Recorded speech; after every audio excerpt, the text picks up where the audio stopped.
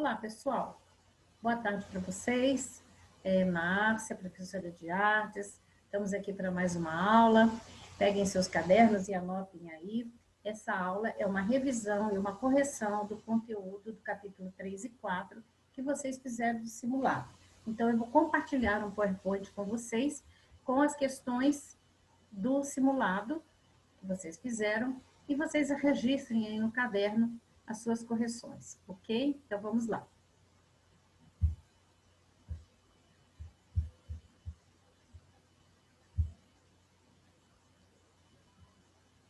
Então, temos aí, né?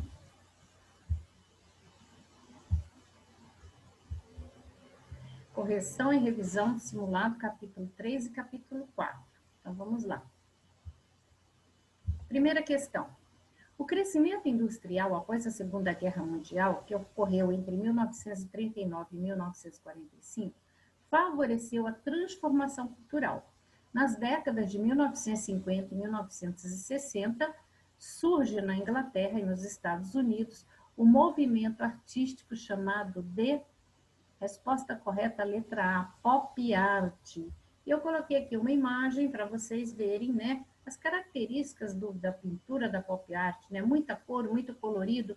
Esse trabalho aqui de estrutura reticular é muito explorado, né, pelo Roy Lichtenstein nas suas obras. Enfim, naturalmente que essa obra aqui não data de 1950 a 60, né? Ela é mais contemporânea. Porém, ela traz em si todas as características da pop art, ok? Tropicalismo foi um movimento artístico que começa, né,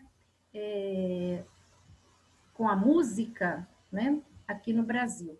Construtivismo, um movimento da arte, da arquitetura, né, onde trabalhava muitas formas geométricas, né, as linhas retas, os ângulos, enfim. E o Culture Jamming é um movimento artístico dos anos 90, 1990, que também os artistas contestavam a globalização, o excesso de consumismo, enfim. Nessa questão, esse movimento dos anos 50, 60, dessas décadas, chama-se pop art. Ok? Próxima questão. Como é chamado o processo de reprodução de imagens muito usado para estampar camisetas? Esse processo de estampar camisetas, esse processo que tem essa tela aqui, que é uma matriz, ele também foi muito usado para o Andy Warhol. Na sua fábrica, no seu ateliê, que ele chamou de factory, né? Temos umas imagens que eu mostrei durante as aulas para vocês, ele fazendo serigrafias, né? Da sua obra de arte, porque ele repetia a imagem alterando as cores, mas seria a mesma matriz, a mesma imagem, tá? Então, esse processo chama-se serigrafia. A pictografia é a escrita com desenhos lá da arte egípcia, né? A xilografia é a técnica de imprimir imagens em papel, arte, né? Que usa a matriz de madeira, xilo, madeira, grafia, gravura. Então, é gravada uma imagem na madeira e é reproduzida a imagem em papéis, né? E a monotipia, mono significa um tipo. Então, é uma técnica que só imprime uma imagem e acabou, ok? Muito bem. Então, essa técnica aqui chama-se serigrafia, também conhecida por silkscreen. Questão número 3. Em 1960, os artistas defendiam uma arte que se comunicava com o público por meio das referências à cultura de massa e à vida cotidiana. Assinale a alternativa que corresponde ao contexto referido na questão. Isso aqui tudo se refere, né, à pop art. Então, vamos ver lá. A pintura mural foi a técnica mais usada pelos artistas da pop art? Não, a pintura mural não era usada. A serigrafia era bastante usada, né? Por causa da repetição das imagens, mas não a pintura mural. Os artistas desse movimento buscavam referências para suas obras nos valores greco-romanos clássicos? De jeito nenhum, eles não estavam preocupados com a arte da antiguidade clássica. Nós estamos aí em pleno século XX, né? Eles estavam preocupados com as questões do consumismo, né? e não com a elaboração dos princípios da arquitetura, do desenho e da pintura clássica, né? A flora e a fauna norte-americana era a principal temática usada na arte dos anos 60? Não. Qual era a temática desses artistas?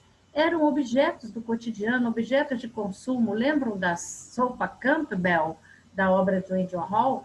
Então, não tem nada a ver com flora e fauna, ok?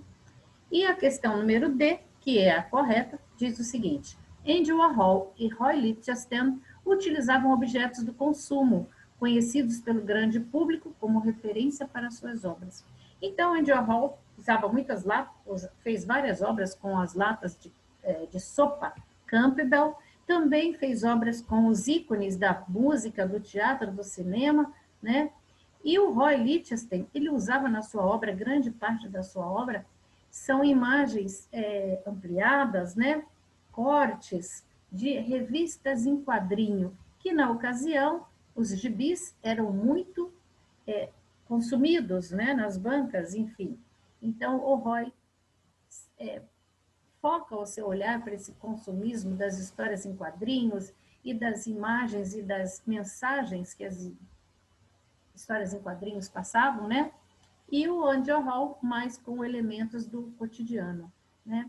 Ele tem várias obras aí, não só com latas de sopa Campbell, mas com outros elementos do cotidiano também, ok? E a questão número 4 diz o seguinte: em diferentes épocas, a arte questionou e criticou a relação das pessoas com os bens materiais, a riqueza e as aparências. Assinale a alternativa que estiver correta. Um tema do gênero natureza morta, chamado vanitas, tornou-se popular especialmente na Holanda.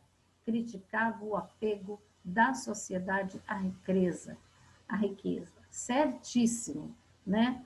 Essa a natureza morta é um gênero de pintura que tem objetos, seres inanimados, né?